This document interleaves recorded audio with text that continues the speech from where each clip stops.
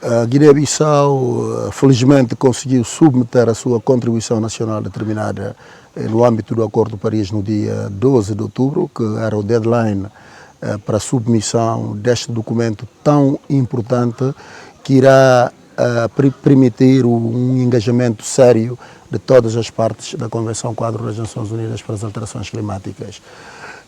Este documento saiu no Acordo de Paris, em que todos os países signatários da Convenção Quadro das Nações Unidas para as Alterações Climáticas e também signatários do Acordo de Paris devem comprometer perante o mundo de que todos nós temos que fazer um esforço global para que a temperatura média global não ultrapasse os 1,5 graus centígrados até o final do século.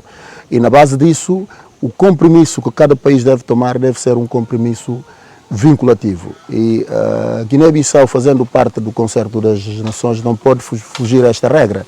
E com base nisso, e com base nos estudos feitos, chegamos a uma conclusão de que temos três grandes setores que emitem gases com efeito estufa.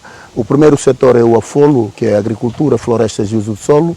O segundo é o setor da energia e o terceiro é o setor dos resíduos.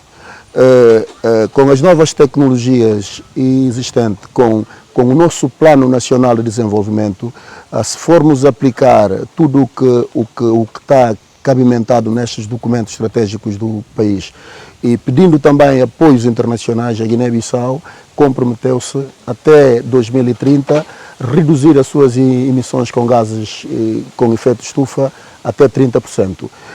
Porque mesmo sendo a nossa emissão de gases com efeito estufa insignificante, mas com a vontade política e a vontade de todos nós, a implementação de grandes documentos estratégicos que o país dispõe, vamos poder chegar a esta meta. Mas para chegarmos a esta meta, temos que fazer esforços nacionais. Com esforços nacionais vamos poder reduzir até 10% e os restantes é preciso a solidariedade internacional. É preciso aquele esforço que nós chamamos, na linguagem técnica, de esforço incondicional.